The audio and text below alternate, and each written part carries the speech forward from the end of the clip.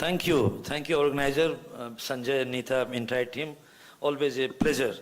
For a long time, I did not debate. When Neeta called me to debate, I thought, oh, let's enjoy the young life of debating everywhere in the country. And when I come to know that Rucha is going to debate with me, I was, a little bit confused whether I should go ahead or not. Look, she has to take help of none other than the Prime Minister's photograph on the slide. He is saying that she has come from Ahmedabad, but she is forgetting I am coming from Calcutta. The worthy opponent there sitting in the Bengal. Jokes apart. All right, so my job is to give you the science. How many Tamilians are there in the hall? Please raise your hand. Oh, ma'am is there. Oh, no, you are not half. So my job is I'm the proponent for SGLT2, and many of you may not have realized that the president of American Diabetic Association is sitting in front of us and listening to the debate. Because he is the guy who made the guideline and we are fighting here. Now the point is, why this Kolaberry? Any one of you know what is the meaning of Kolaberry? You have sung this song tremendous times. Why this Kolaberry D? Means, the exact meaning is there is a fierce race. Why there is a fierce race? Right? Don't blame me. ADA president is sitting. So, the next agenda I am going to give you the science. No emotions. In science, there is no place of emotions. Finally, we have got a head-to-head trial between GLP-1 and SGLT2 in the real world. Look at the science. All right. So the point was, why this Kolaberry D? Very simple, because here is the problem. And where is the problem is to look here. If you have got little bit of refractory error, let me notice. The ADA made a guideline where you can see green mark, SGLT2 in 3 places. If you have got a ASCVD, you use GLP-1 or SGLT2. ADA didn't say that GLP-1 is the first drug. No, it is because of alphabet that it is G is before S, and that's why the GLP-1 is written on the left and SGLT on the right. Ask ADA president, is there any reason to believe that SGLT2 is less than GLP-1 and that's why this is there? No, this is because of alphabet. My name is before the Rucha's name because my name starts from A. That doesn't mean that she is inferior to me, right? So this is alphabet. So anyone can see. Look here, SGLT2. Why this Kolaberry D? Khatam? Chalo, okay. You are not satisfied, so let's look there. Very clever people in the earth is people from NICE guideline. Very miser. Edward, are you there from UK? Jude? Oh, he has come there. Where is it? Hi, Edward. So, the people from UK, very clever. They published this guideline.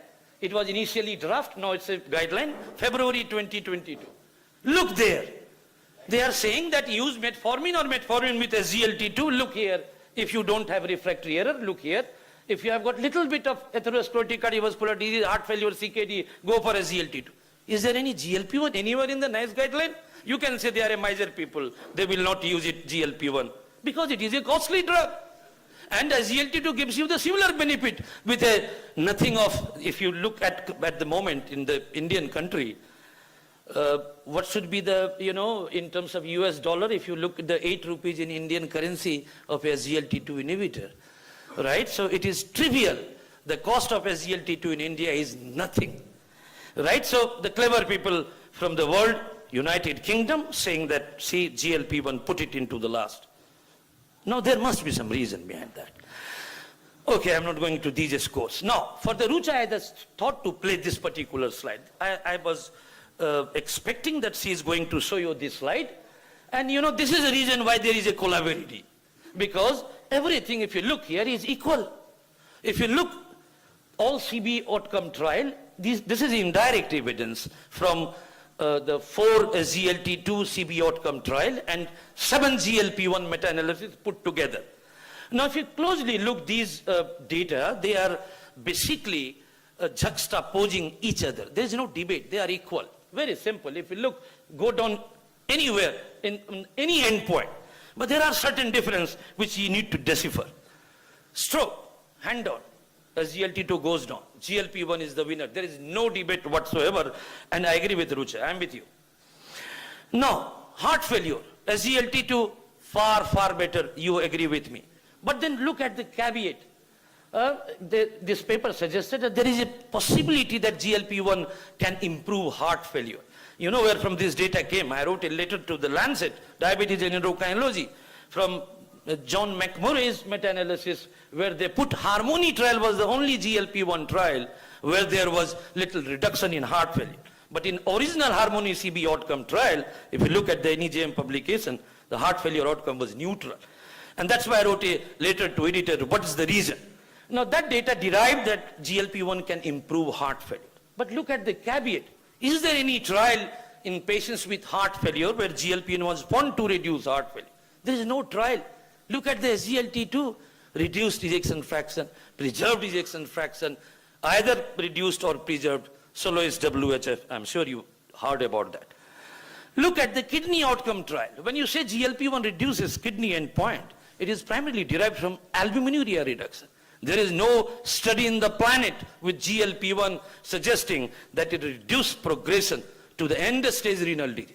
There is no data. So these are the caveat when you're looking into the ADA ESD guideline. And I'm sure ADA president is taking note of where they miss the issues in the ADA guideline. You must put these caveat when you put GLP-1 as the front line, saying that it works really good.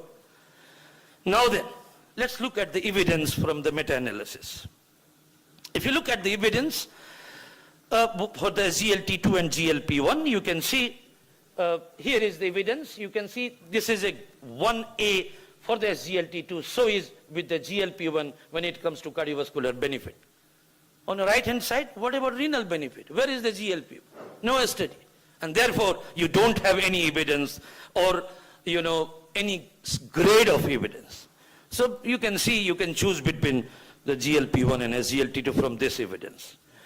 Now, I will put you a few papers. This is a recent paper in Diabetologia. You can see this is a study of 21 RCTs put into a network meta-analysis. Look on your right-hand side, the tablets, the cheaper 8 rupees tablet in India. The green one is a SGLT2 inhibitor, and this vial is for a GLP-1.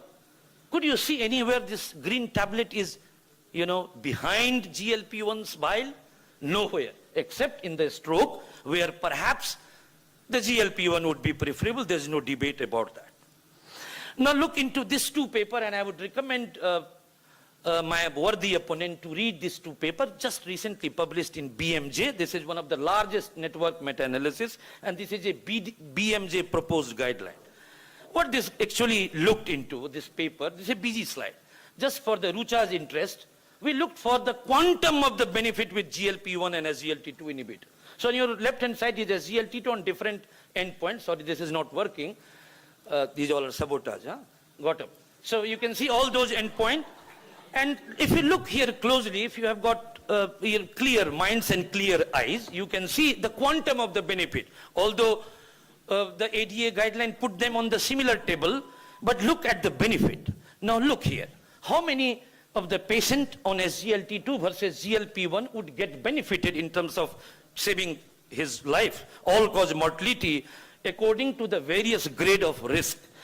I am not going to read, compare SGLT2 versus GLP-1, SGL2 versus GLP-1, SGLT2 versus GLP-1. In every strata of the risk factor, the SGLT2 is giving you a larger benefit, saving more life than the GLP-1. So in nutshell, if you look into all the endpoint, barring the stroke, the SGLT2 outbeats GLP-1, and this is the quantum of benefit. So in a class, there has to be someone number 1 and some other as a number 2. And if you look at the number, this is a scoring, SGLT2 scores, except in the stroke, as I clearly said, there is no debate about it. And therefore, the BMJ put a guideline that if we have to make a guideline based on the current evidence as of 2022 until the month of July 2022, this should be the guideline. And if you don't have refractory error, you can read everywhere is the SGLT2. Is there any debate to look at? And I'm saying, why this Colaveri D? Look at this, the evidence. Now, let me go to even hard evidence. I put you this slide. This paper is just now coming in the forthcoming issue of Clinical Diabetology. And I wrote an editorial to understand same debate, GLP-1 versus SGLT2. Do I need to read?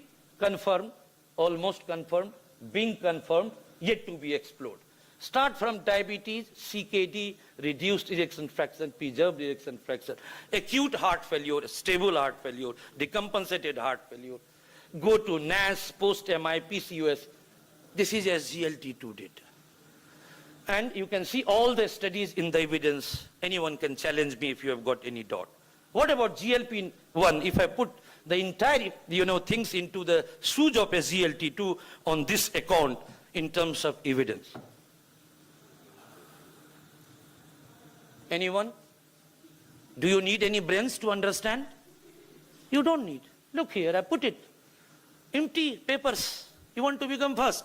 Where is the evidence? You are trying to become first just by the green one.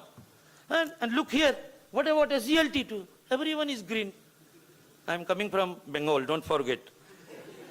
Okay then, now let's look into the big people from FDA. They are the boss in the world. How many marks they have given to the SGLT2? These are the current FDA or EMA level update for SGLT2. Just count the number of green ticks for SGLT2. I'm not going to read it. And then you compare with GLP-1 green number of ticks. You are there. Please go to the back seat. Right? You are there. Very good. Very nice. But don't compare with this. Fine. Finally, now let's look into then. These all are indirect evidence. There is no head-to-head SGLT2 GLP-1 trial in terms of cardiovascular or renal endpoint. There is a head-to-head study on HbA1c metabolic parameter, but not on the cardiovascular and renal endpoint. But we do have head-to-head large real-world study, and because of paucity of time, I thought to show you only two papers. Enough. I don't want to waste time. So this is a recent paper from US.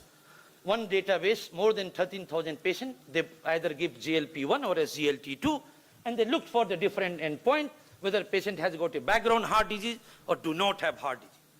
You can see on your left-hand side is SGLT2, on your right-hand side is GLP-1 in 13,000 adults, follow-up for 5 years. Here is the result, and you can see on some of the endpoints, these were neutral, but on some of the endpoints, SGLT2 outsmarts GLP-1. Now you will say, 13,000, India is a big country, very small data. I will show you the rich data. 3 databases from US, 4.7 lakh. This will cater the entire Ahmedabad. And if you put GLP-1, and you can see where it has been published recently, Annals of Internal Medicine, on these endpoint BG slide, you can see everything is on this, at the unity, if you see the forest plot. But if you closely look, if you don't have refractory error, you can find out SGLT2 on your left-hand side. Show me anything on your right, any data. Nowhere. This is called evidence. And I will set my point simply by putting you the evidence in front of you. You have got 2 drugs with this data. Left-hand side SGLT2, right-hand side GLP-1. Don't forget to look at the bottom. Because when you are going to take this, you put your hand inside your bottom. Right? Look at the cost. A month therapy of SGLT2 will fetch 300 rupees in branded generics in India. And if you look into the GLP-1, 10,000 bucks. 300 versus 10,000. Ahmedabad has to provide me all the money required for this 300 versus 10,000 rupees. Thank you very much for your patience listening.